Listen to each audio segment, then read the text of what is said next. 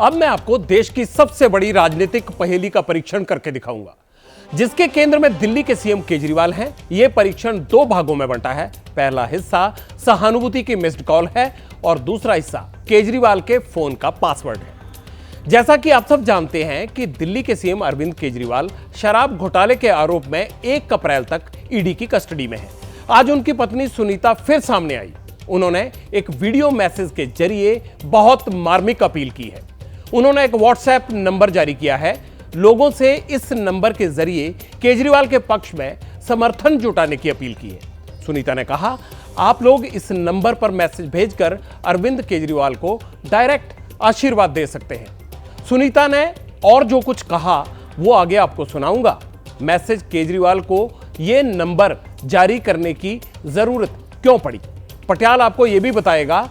आम आदमी पार्टी का ताजा कंडीशन का परीक्षण भी करूंगा, लेकिन पहले आप सहानुभूति वाली मिस्ड कॉल पर सुनीता केजरीवाल को सुनिए।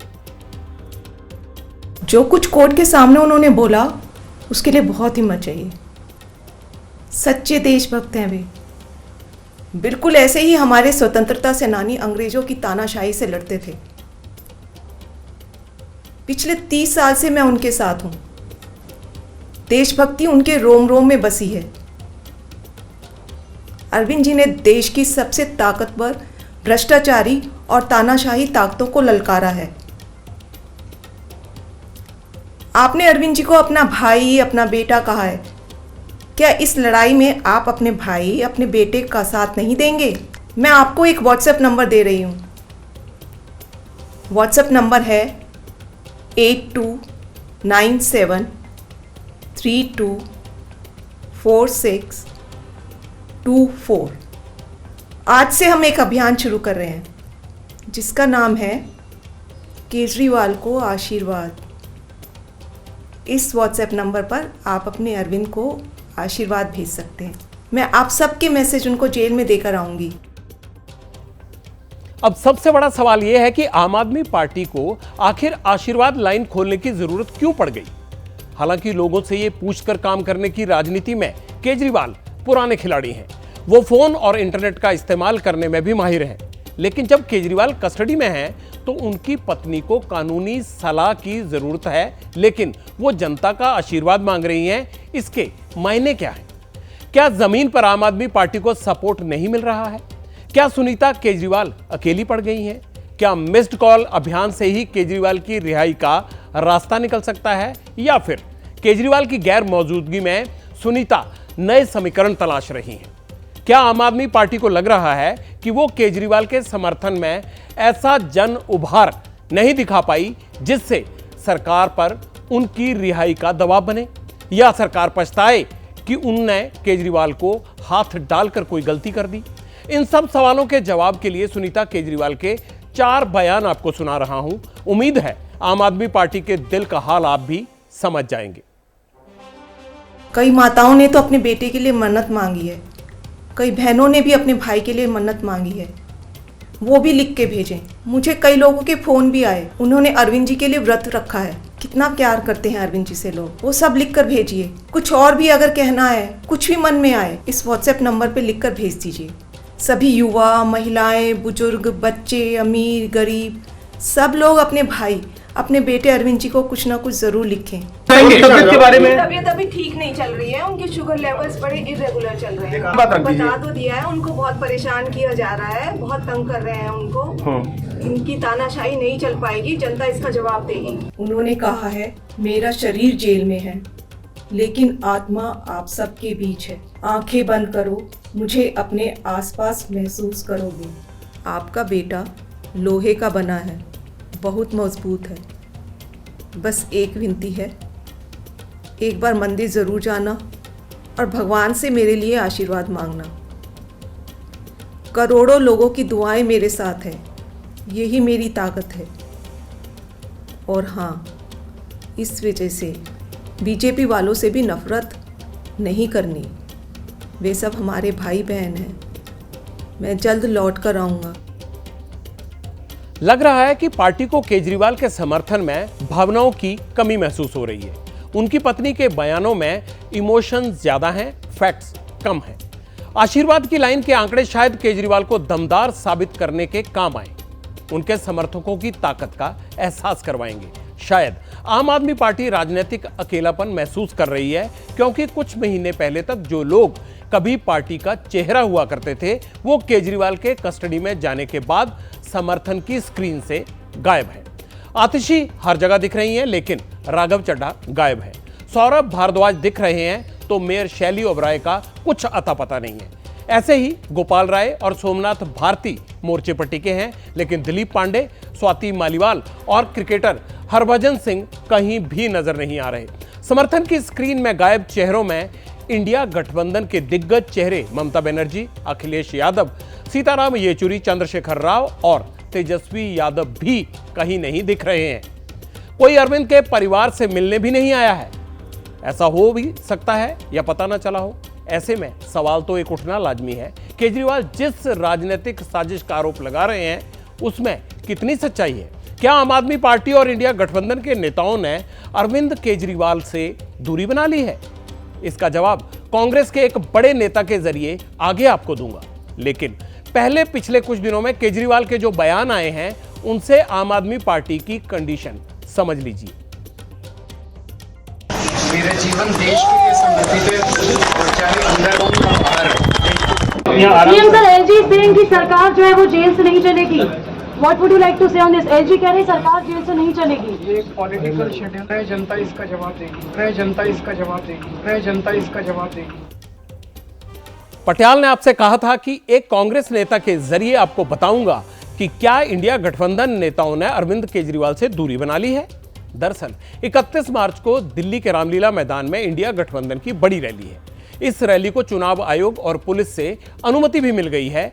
इस रैली में मल्लिकार्जुन खड़गे, राहुल गांधी, शरद पवार, उद्धव ठाकरे, आदित्य ठाकरे, संजय राउत, अखिलेश यादव, तेजस्वी यादव, फारूक अब्दुल्ला के शामिल होने की पूरी उम्मीद है। आम आदमी पार्टी के नेताओं ने यह दावा किया था कि यह महारैली अरविंद केजरीवाल की गिरफ्तारी के खिलाफ हो रही है, लेकिन आज कांग्रेस नेता अजय माकन ने रैली की पूरी तस्वीर ही बदल दी।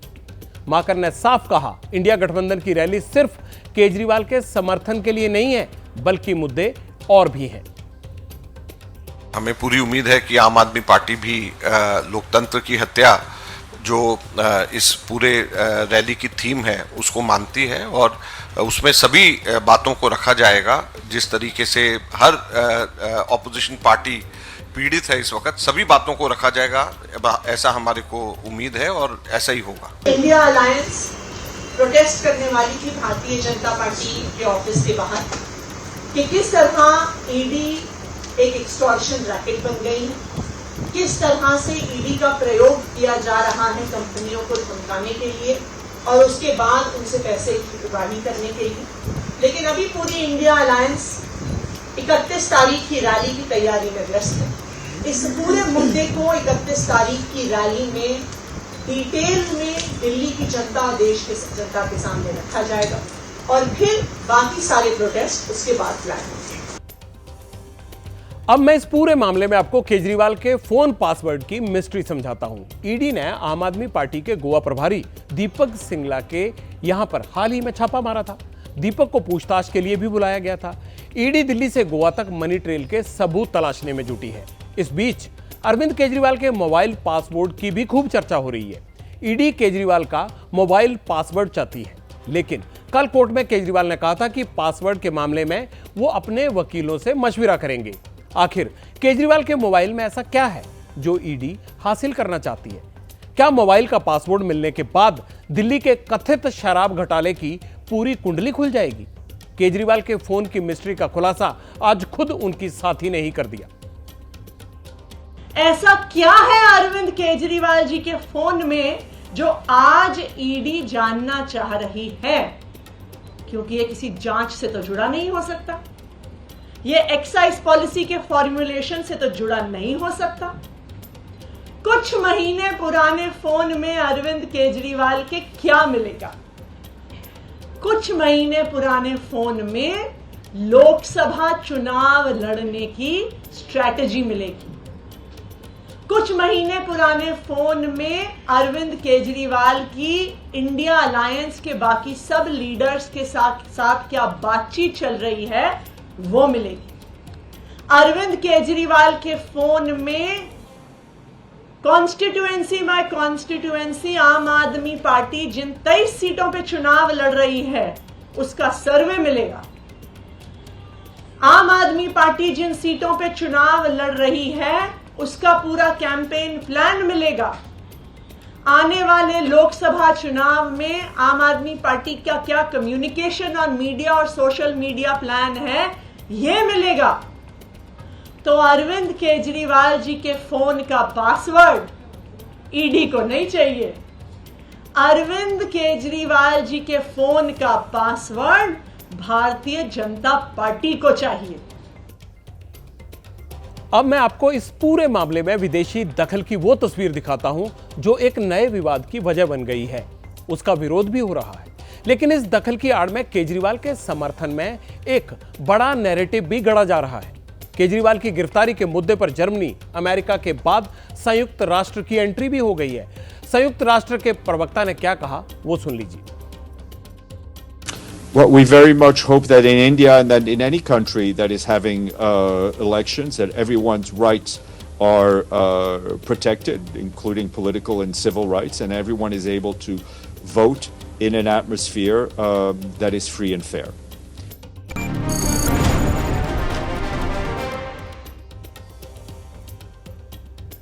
पॉलिटिक्स हो या फिर डिप्लोमेसी, यहां जो दिखता है वो होता नहीं और जो होता है वो दिखता नहीं। विदेशी टीका टिप्पणी की आड़ में एक नैरेटिव तैयार हो रहा है। कहा जा रहा है कि विदेशी सरकार और संगठन अगर केजरीवाल में रुचि ले रहे हैं तो दिल्ली के सीएम का कद दुनिया की नजरों में बढ़ रहा है। मतलब भारत की राजनीति में केजरीवाल का अस्तित्व बड़े बड़ों से बहुत ज्यादा मजबूत हो चुका है। आपको याद होगा मैंने परसों आपको यह समझाया था कि केजरीवाल की मजबूती कांग्रेस को खबरों में हाशिए में धकेल रही है और इसकी वजह से बीजेपी को फायदा हो रहा है। आप वोटर हैं, हर कदम का मतलब साफ समझते रहें। जैसे ही घड़ी का काटा दोपहर 2:30 पे आए, बबीता जी का दिल सास बहू साजिश के लिए मचल जाए। और ये है इनकी बहू, पूरे दिन ऑफिस की टेंशन हो जाए गॉन जब ये करें अपना फेवरेट शो फ्री टाइम पे ऑन।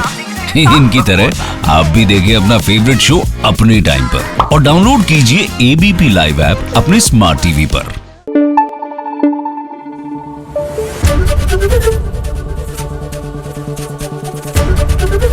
एबीपी न्यूज आपको रखे आगे।